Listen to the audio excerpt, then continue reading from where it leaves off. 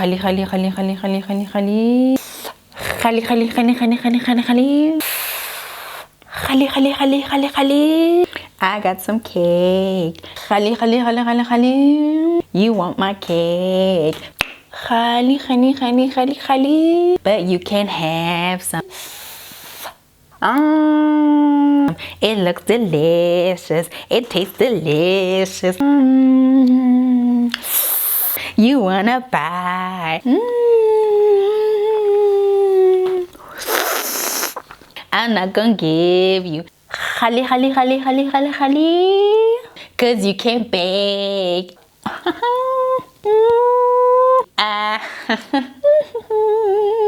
gonna try, gonna try, gonna try. Work till I die, till I die, till I die. I'm gonna fail and get up, cause I'm not giving up on my dream.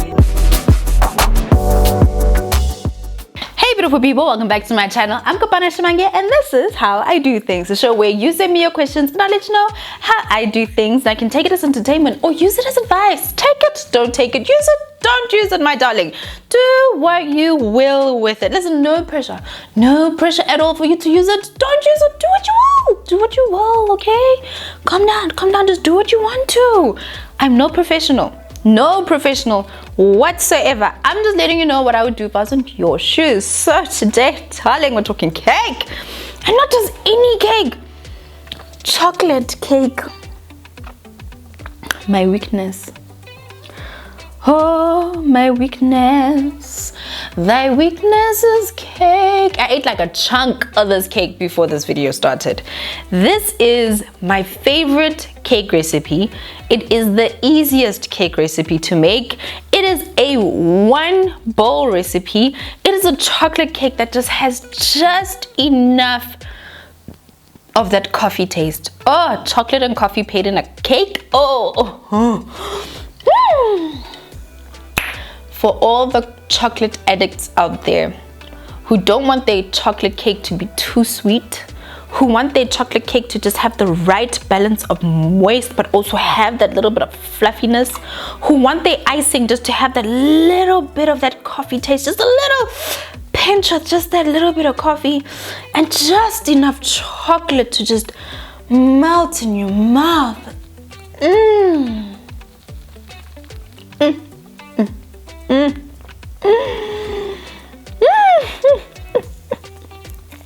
Okay. I've gathered myself this cake. You can lose yourself in this cake. It is so easy to make. It is so beautiful. And you cannot stuff it up. I promise you, it's so easy to make a beautiful chocolate cake. It is a recipe from Add a Pinch. It's perfect. Next week, I'm going to show you a slightly more complicated chocolate cake with a beautiful chocolate ganache icing. Oh, the frosting, the chocolate ganache. You're going to use some raw vegan chocolate in it. It's just going to drip and drool and it's just going to be so good. Chocolate cake. Okay, this week, let's start it simple. Very easy to make. It is a winner. It's perfection. It's perfection. Let's get into it. Now this is definitely my favorite chocolate cake recipe, the best chocolate cake recipe ever from Add a Pinch. So the first thing that we're going to do is that we're going to preheat the oven and we're going to prepare our pans. Now you want to preheat the oven at 350 Fahrenheit or 180 in degrees Celsius, and then I'm going to prepare 2 pans and I'm going to have baking spray and some baking sheets to make sure that my cake does not stick to the bottom. Now this recipe requires some espresso powder, but if you don't have any, make a good cup of hot coffee. Beautiful dark roast coffee will do just fine. So I did a double long with a double espresso and it made the exact amount of coffee that I needed. It's either you're going to add your 1 teaspoon of espresso powder or you're going to make 1 cup of hot coffee.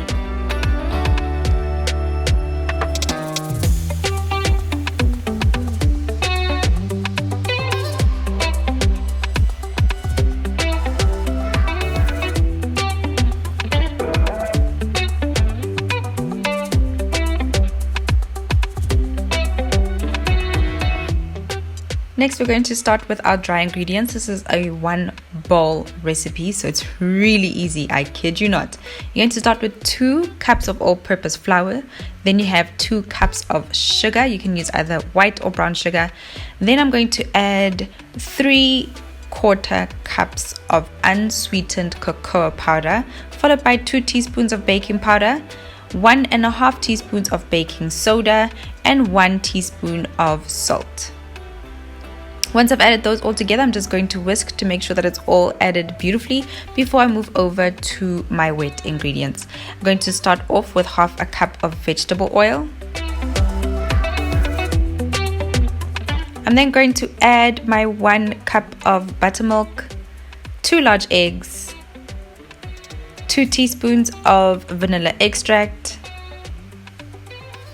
and then I'm just going to slowly whisk that together. Remember, this is a chocolate cake, so we do not want to create any air bubbles, so do this slowly. It may look speeded up, but I did this slowly.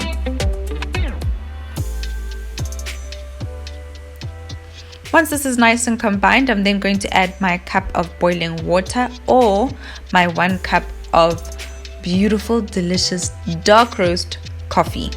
And then I'm going to slowly mix that in together, or you can use a spoon or a spatula spoon to fold it in until it's nice and smooth.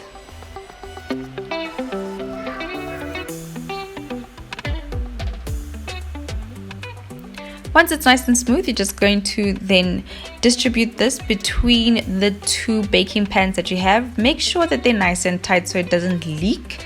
If you are going to use baking pans like mine, you need to make sure that you either put on top of another tray to make sure it doesn't leak.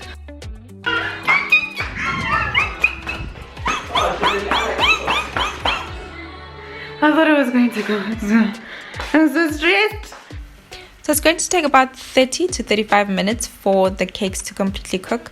I'm just going to use a skewer or a knife just to poke through my cake to make sure that there's no dough left over and to make sure that it's completely baked to the bottom. I'm going to let my cakes cool for 10 minutes and then I'm going to remove them from the pans and let them completely cool off for another hour.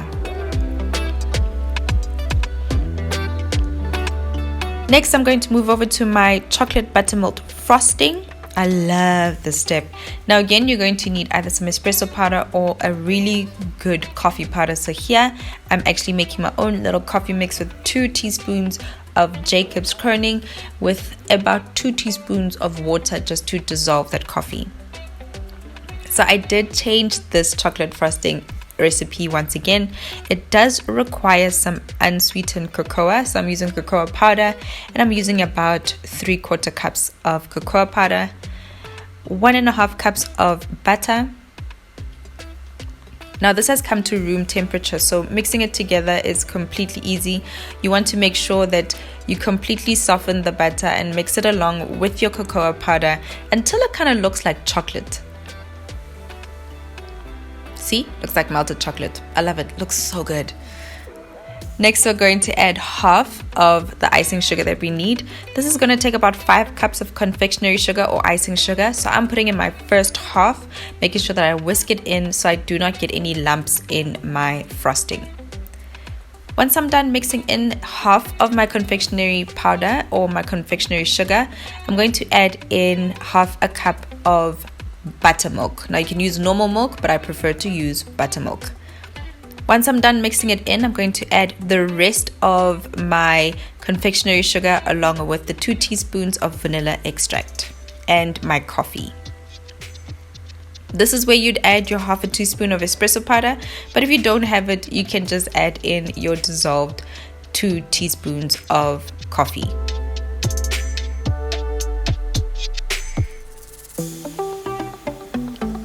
Now you may need just a little bit extra confectionery sugar, icing sugar, just to make sure that you get to the desired thickness that you want for your icing. I'm pretty happy with where it is, so I'm going to leave it in the fridge for a bit before I assemble my cake.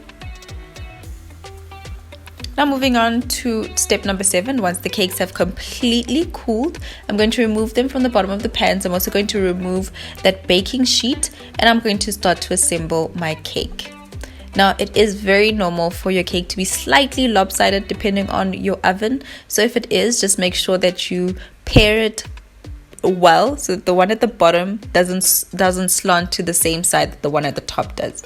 So when I move through my different layers, I do like to have a really nice thick layer of icing in the middle before moving on to my second layer. Now your frosting can be a little runny at first, but that's okay. Once you put it into the fridge, it will then get a little bit more solid and hold a little easier. So don't be worried about it at the beginning. Be kind of gentle with it, spread it out normally and evenly, and spread it out whichever way you want to. This is your time to decorate the cake whichever way you want to.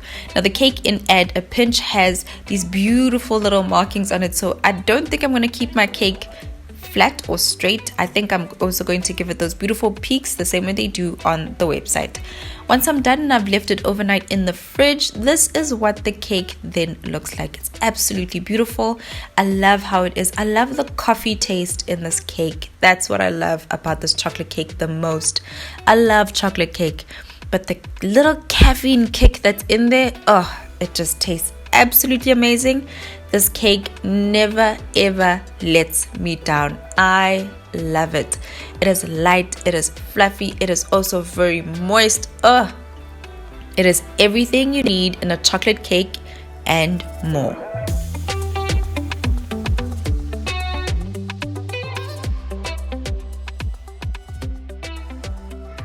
Now hands up if you are a chocolate addict. I'm a chocolate addict. I will not lie to you. Me and chocolat. Here, I tell you, inseparable. Right here by the hips lives a special spot for chocolate. So I hope that you guys enjoyed this How I Do Things episode with this amazing, beautiful chocolate cake. It is my go-to. It never fails me. It does so well every single time. Next week, I'll show you that vegan chocolate with that chocolate ganache that you are just going to absolutely die for. Until next time, beautiful people, I'm Kopano Shimange and this is How I Do Things.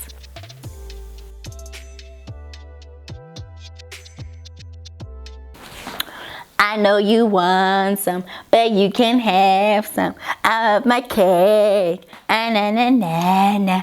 You want some cake, but you can have some. You want some cake, but you can have some. Ah, na na na na. Khali khali khali khali.